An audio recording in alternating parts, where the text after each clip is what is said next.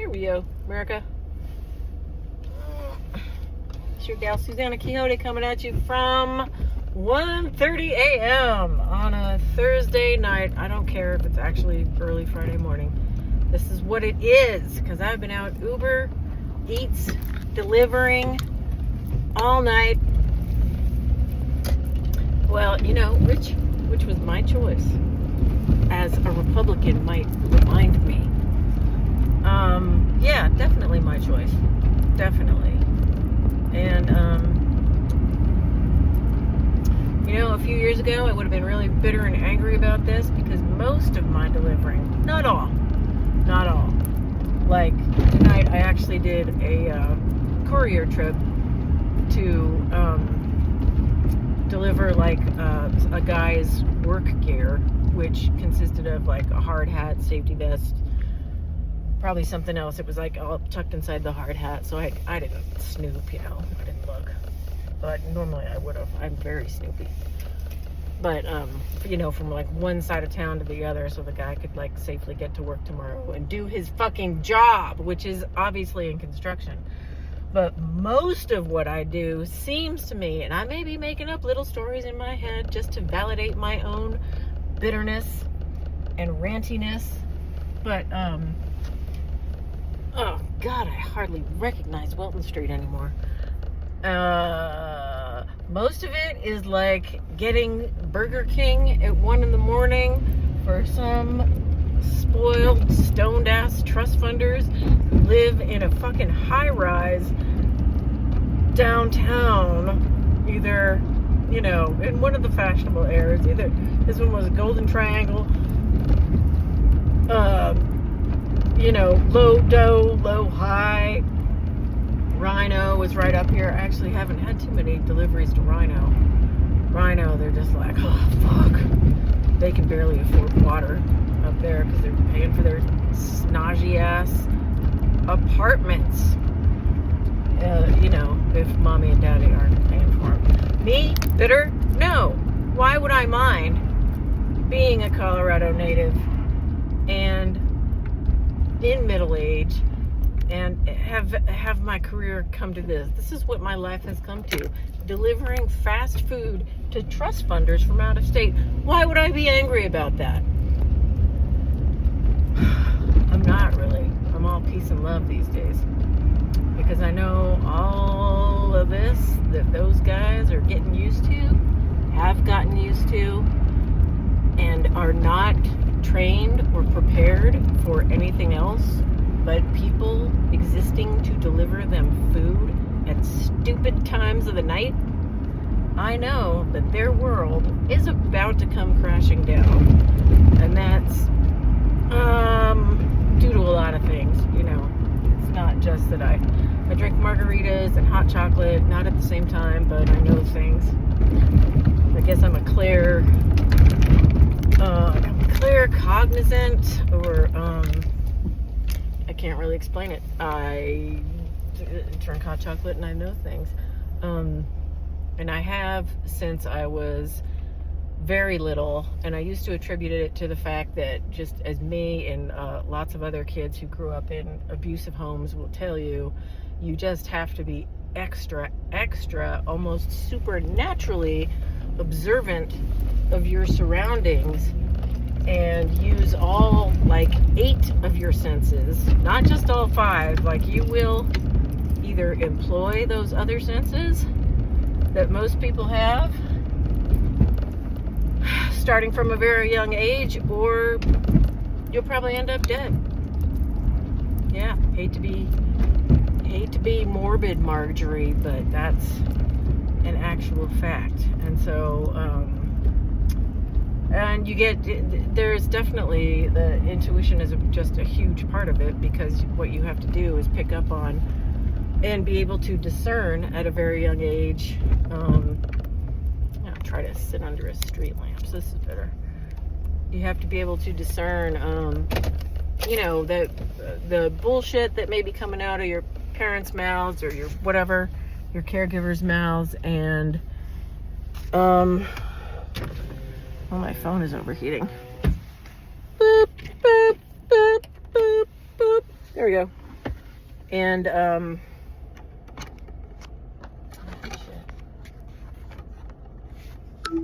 and what they actually mean or what they actually intend. And I'm not saying I got it right 100% of the time. It's because the abusive types also get very good at just keeping you off balance all the time. That's their main goal, is they do not want you to know what the hell's going on. That's a form of control, is being unpredictable. So anyway, but as I've gotten older, I think I'm starting to accept more and more that it's an actual Claire kind of thing. So anyway, and I would not even put myself in the leagues of people like that I watch on YouTube, the Tube of You, just about every day. Like, my very favorite is Jennifer Lisa Vest. She is Afro-Indigenous. And yes, I'm a little bit in love with her, but mind your business. And she's, for the past year, ever since the selection took place last November, she didn't used to, or I don't know, I think she maybe posted videos every once in a while, but it was more about her, you know, she's an Indigenous healer and teacher and so many degrees, which only makes her more beautiful in my eyes. And just knows all kinds of things, but she delivers her knowledge too in such a down to earth, like, whatever the opposite of condescending is, in just like a real way, where she's not condescending. She's just trying to get the knowledge across. And, now, watch, cop's gonna come up on me.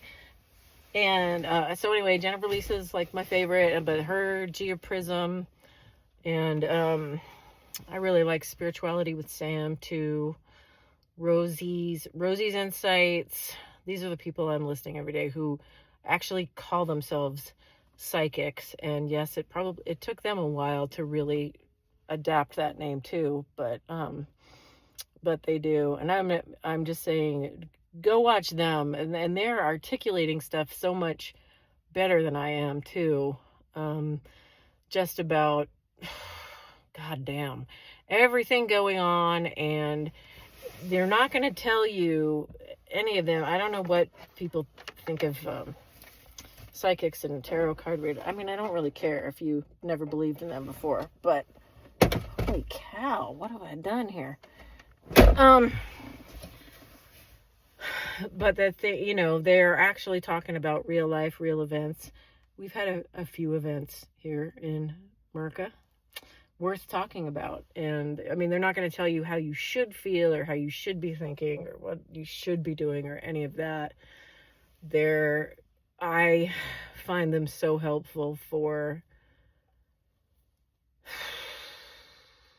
just providing some clarity and some validation, and of, if nothing else, of just telling you, you're not crazy. This stuff is actually going on. We all know that it's going on. You know what I mean? Like, and back in 2004, I definitely was the Vox Clamanto and Deserto with, all my coworkers thought I was crazy. I was being an archaeologist at the SHPO, and screaming about the 2004 stolen election, which I really could not believe at the time, and no one else said jack shit. So it is so nice 20 years later. I mean, I really felt at the time, like, it just broke my fucking heart. Like, not only are they stealing this openly, getting away with it, no one cares, and no one thinks that there's anything that they can do, even if it was stolen. So just, like, shut up and get back to work. And it was so heartbreaking for me to even have, like, my good friends who were very well educated and generally tried to be aware of things, and, you know, try to be, and not just for looks either, try to be, you know, non-assholes, you know, not racist, not whatever, try to be progressive in those, in their daily lives. And whew, no support. And I won't even mention how my ex was. But anyway, I just had to get on here and rant a little bit.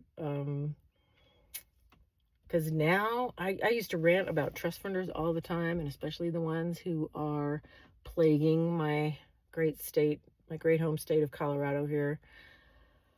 But now, yes, honestly, I am feeling a little smug right now because I know their world is about to come crashing down, and very few of them are going to be able to survive in the new world because it's all about accountability, being present, no more bullshit.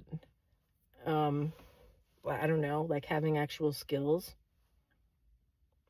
like your worth and your merit not being dependent on your money or your daddy's money or anybody else's money, stuff like that. So I kind of feel sorry for him, and I'm smugly laughing. I'm not gonna lie. And my other point tonight was that finally, after, I don't know, 30 years of me saying this, just to my friends, though, I have to admit, like, well, Susie, we haven't heard a damn thing you've said, so what are you talking about? You've been saying this for 30 years.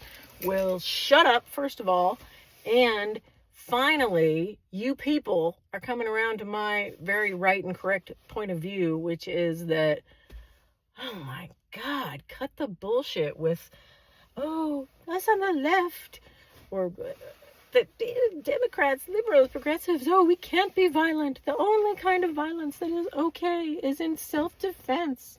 Blah, blah, blah, blah, blah. And, God, that is such bull. And I just have to think, you mainly hear that from the white middle-class liberals, though, and I just have to think, okay, well, they've never been in a fight in their lives, and they are very sheltered people. Because to give credit where credit's due, you don't often hear people of color saying that. They're like, are you kidding me? Like, the only way we've gained any ground at all in the past century is because we have fought. And yes, sometimes it was violence. And even MLK Jr. preached nonviolence, but that was because he knew most of his people weren't going to necessarily listen to that. And, you know, except for those who walked across the Edmund Pettus Bridge and stuff, but like otherwise, hell no. Of course they were going to hit back when, even when police came at them with batons and shit like that, or some white asshole got in their faces. Like, of course you're going to fight back. And so he was just trying to, you know, he wanted the overall look of the movement to be, at least coming from the leaders, to be nonviolent. Because I hate to break it to you, slumbering little babies, but there was a lot of violence, and it has never stopped. So, oh, for the love of God, can we just stop this pearl-clutching, hand-wringing, nonsense, bullshit, fucking crap about, like, oh, but we can't be violent, no! Like, oh, bitch. And I've even had, you know, other so-called leftist progressives or whatever come after me on social media for my speech being bad. Whenever I refused to toe the line that they were all being told to toe and obeying very exactly and perfectly. I know that's never been my modus operandi, to just obey and be like, okay, tell me what to say and tell me what to think, and I'll just do it, okay? Because I want to be right and safe and safe and right, and I want to be in the group. I've never wanted to be in the fucking group.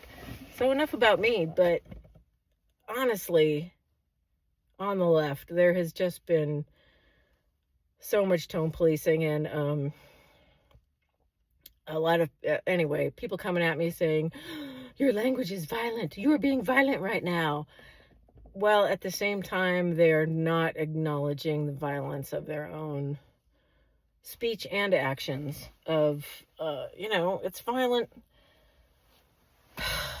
It's violent to try and silence anybody. So I've gotten in trouble for this before. I will probably get in trouble for this again, but I don't care who you're using it against. If you're using the tactics of the enemy, as in oppression and the narcissism and abuse that's just embedded in that, against your new, really, they should be your allies, but you're treating them like enemies. When the power flips, and it's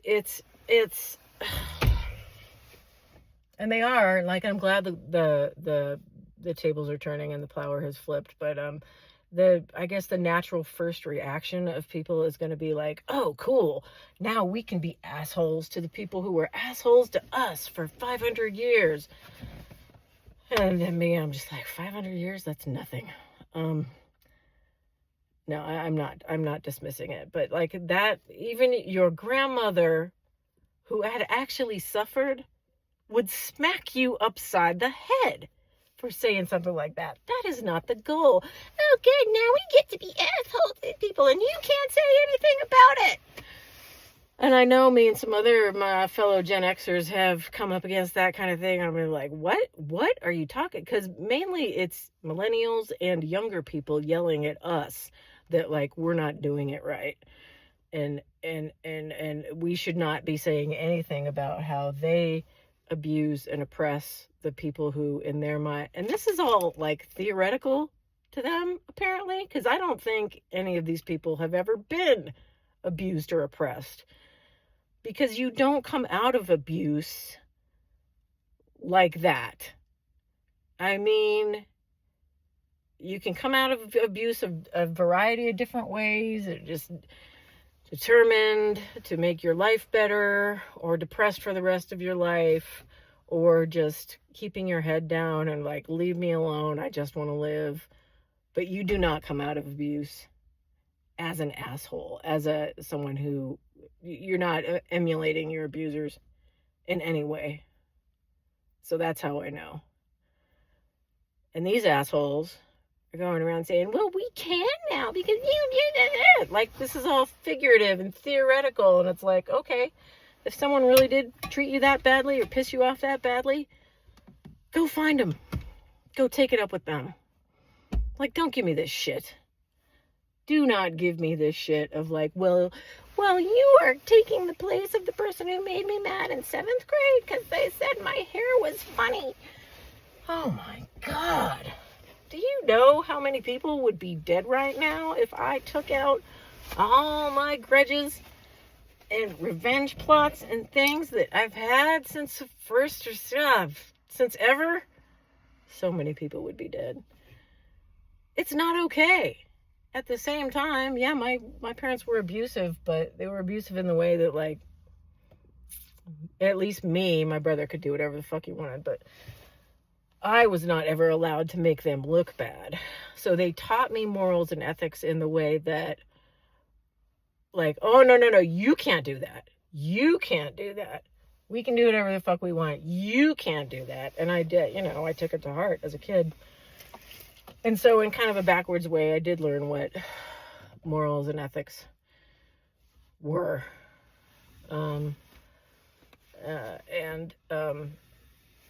So anyway, I've always had this very, very internalized feeling of just like, well, shit, I can't do that. God damn. And I've been betrayed again and again by people who I thought were my best fucking friends. I've been betrayed so much, I sometimes think I'm Jesus. But, I'm not. I'm totally so not Jesus. Oh my God. So not Jesus. I am not as forgiving. Forgive me, Lord, for I've sinned. This is going to need some editing, clearly. But,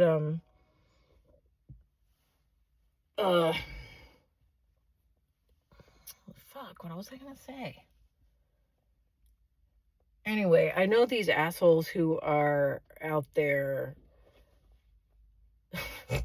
tone policing other people for being violent in their language and such, and being assholes to, now that they've gotten the opportunity to be assholes. I mean, they were just itching and they were just waiting for the opportunity. Come on. You know they were. And expecting us to put up with it? Are you fucking kidding me?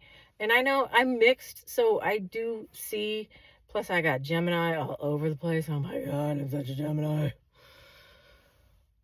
So I always see not just two sides of every story and problem. I see like multiple at the same time. And I'm just thinking about it. Well, of course I'm mixed. Of course I am. And seriously, it depends on the day. And I've learned that, finally, I've learned that, like, people, I'm like the litmus test of a girl human. Like, people see in me what they want to see, whether that's good or bad. And if you're like this, if you're, if you kind of look like a different ethnicity every time a cloud moves across the sun, then,